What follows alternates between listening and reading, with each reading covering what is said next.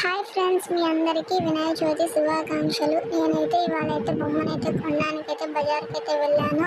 బొమ్మను కూడా అయితే కొనేసాను. మనీ కూడా వాళ్ళకైతే ఇచ్చేసాను. ఆంటీ కూడా చెంపీలు అయితే చల్లేస్తుంది. సరే మరి ఇంటికైతే వెళ్ళైతే మొత్తం వీడియోనైతే చూపిస్తాను, చూసేయండి. ఇంటికైతే తెచ్చి అయితే నేనైతే ప్లేట్లో అయితే అక్కడైతే పెట్టేశాను. మా నాన్న అయితే తీసుకొని వినాయకుడిని అయితే ఇంకా అలంకరిస్తూ ఉన్నాడు. చూసారు కదా ఎలా అలంకరిస్తున్నాడు. ఫస్ట్ అయితే పీటని అయితే వేసేసాడు. పీట మీద అయితే పేపర్ని అయితే వేసేసి వినాయకుడిని అయితే నిలబెట్టేసి వినాయకుడికి సపోర్ట్గా అయితే వాళ్ళు ఇచ్చిన మట్టిని అయితే వెనకాలైతే పెట్టేశాడు.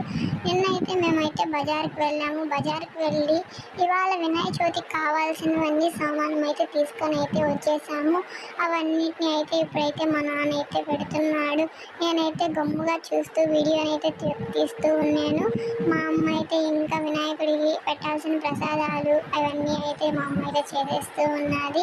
నేను వరకు ఈలోపు బుక్స్ని వాటన్నిటిని తెస్తూ వీడియోని తీస్తూ అలా అయితే చేశాను. ఇంక నేను బొమ్మ వినాయక కూడా రాసి మాలను అయితే వేస్తూ ఉన్నాను. ఈలోపు మా నాన్నని ఒక్కటి పెట్టేదైతే నువ్వైతే చెప్పు నాన్న అని కూడా చెప్పాను. కానీ మా నాన్న గబగబా టైం అయిపోతుంది అనేసి గబగబా అయితే ఇంకైతే పెట్టేస్తూ ఉన్నాడు.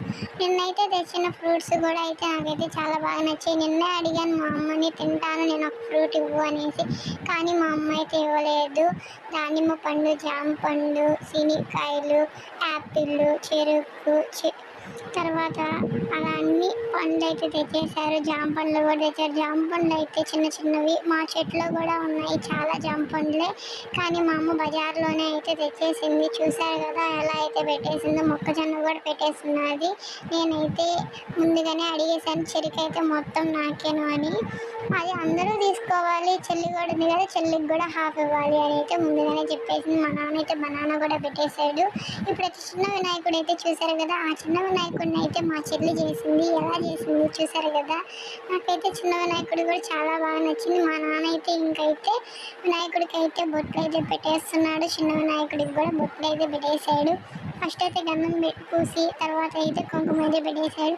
తర్వాత అయితే వినాయకుడి పొట్టకైతే 5 రూపాయల బిల్ల చూశారు కదా ఎలా అయితే పెట్టాడు.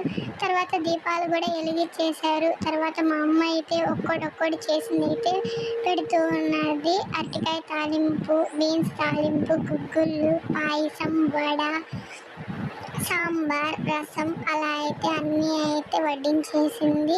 తర్వాత వచ్చేసి మేము వరకు మొత్తం ఇంకా శ్లోకాలు అవన్నీ చెప్పమన్నాడు మా నాన్న. శ్లోకాలు చెప్తూ ఉంటే ఇంక మా అమ్మ అయితే అన్నీ చేస్తూ ఉన్నింది. చూసారు కదా నాకైతే అసలు ఆకలి అయితే అసలు అన్ని ఐటమ్స్ చూసేటప్పుడు నాకైతే చిన్న ఆకలి వచ్చేయలేదు. ఇంకా మా అమ్మ అయితే బుక్స్ పెట్టమని, బుక్స్ కానీ పెట్టకపోతే చిన్నగా తిట్టేది. అందుకని బుక్స్ కూడా పెట్టేసాం.